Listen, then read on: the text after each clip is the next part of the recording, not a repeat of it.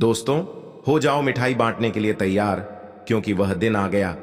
अब आपके जीवन में आएगी खुशियां और आपका किस्मत 7वें आसमान पर रहेगा, क्योंकि इस दिन बहुत ही दुर्लभ संयोग तैयार हो रहे हैं। जैसे शनिदेव की जयंती है और इस दिन जो कोई भी यह अचूक उपाय कर लेता है, उसके जीवन में कभी भी दुख, दर्द, कष्ट, संकट आता ही नहीं है। कहने का मतलब है, आप कभी भी अपने जीवन में परेशानी का सामना नहीं करेंगे।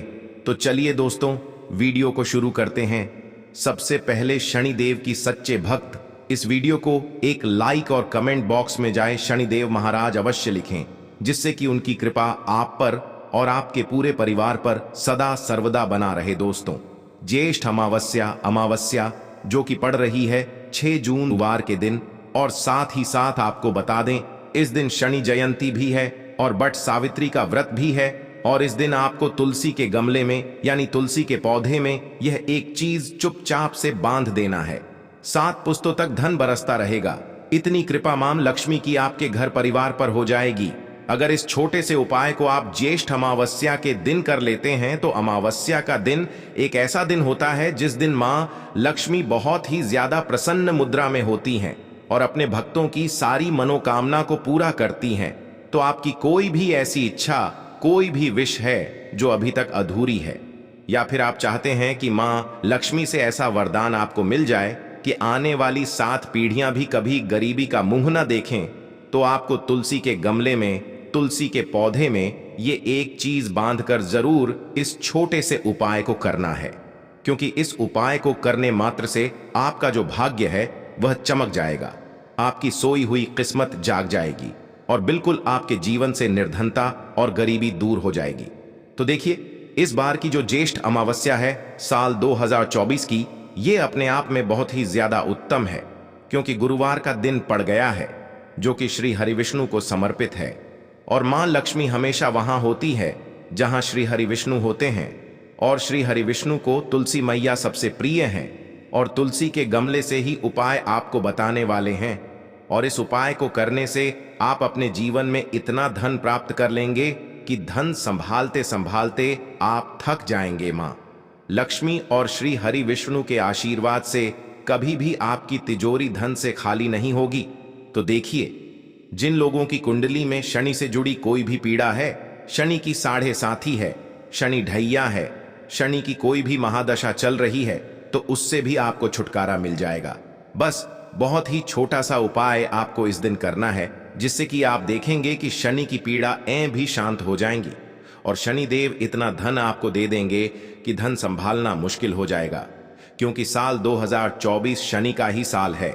तो देखिए, वैसे तो हर साल ज्येष्ठ महीने की जो अमावस्या होती है, इस पर शनि जयंती आती है, क्योंकि शनि देव का जन्म इसी दिन हुआ था।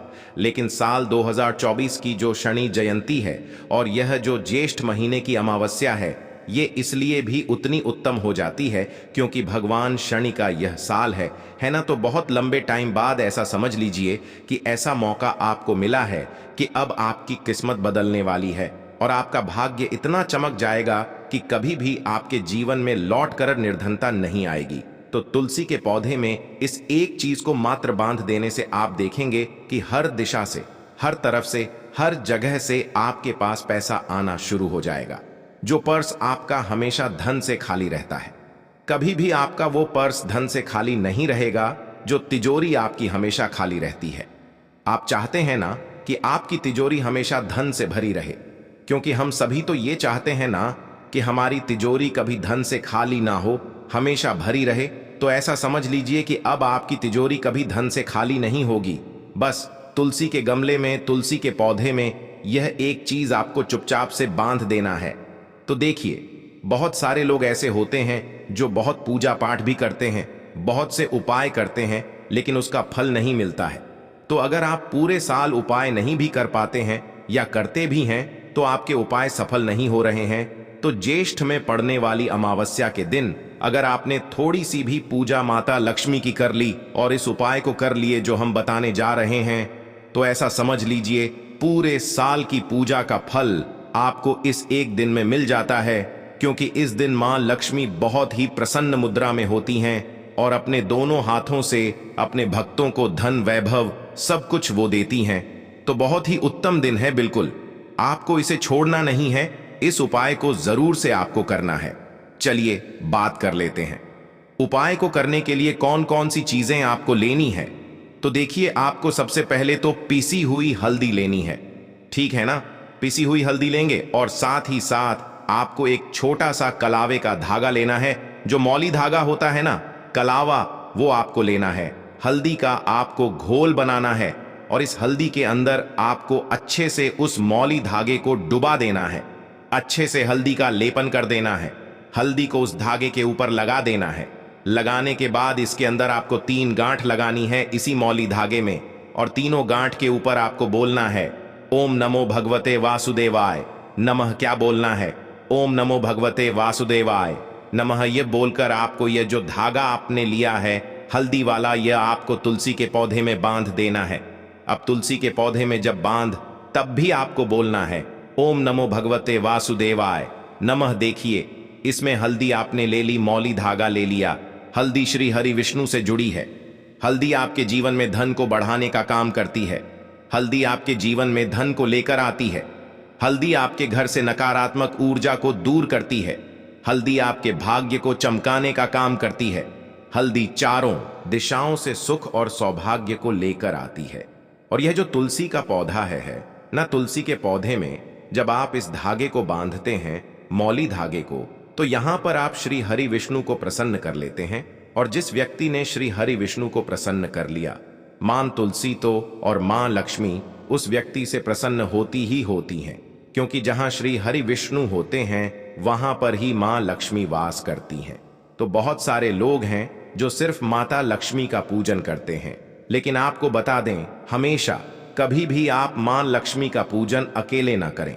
श्री हरि विष्णु के साथ आपको उनका पूजन करना है और इस तरह से उपाय करें जैसे हमने आपको बताया है, और फिर देखें आपके जीवन में कैसे चमत्कार होता है, कैसे आपके जीवन से निर्धनता और गरीबी हमेशा के लिए दूर हो जाती है। तो देखिए, ज्येष्ठ वाली जो अमावस्या होती है, ज्येष्ठ महीने की इतनी बड़ी अमावस्या है कि तुलसी के पौधे में इस कलाप को बांधने मात्र से 2 से 3 दिन के अंदर आप अपने जीवन में बहुत बड़े बड़े चमत्कार देखेंगे कि हर दिशा से, हर तरफ से पैसा आएगा भी और पैसा आपका हमेशा बढ़ेगा भी। फिजूल खर्ची बिल्कुल आपके घर से बंद हो जाएगी। तो यह बहुत ही उत्तम उपाय है। आप सभी को यह उपाय अमावस्या के दिन जरूर करना चाहिए।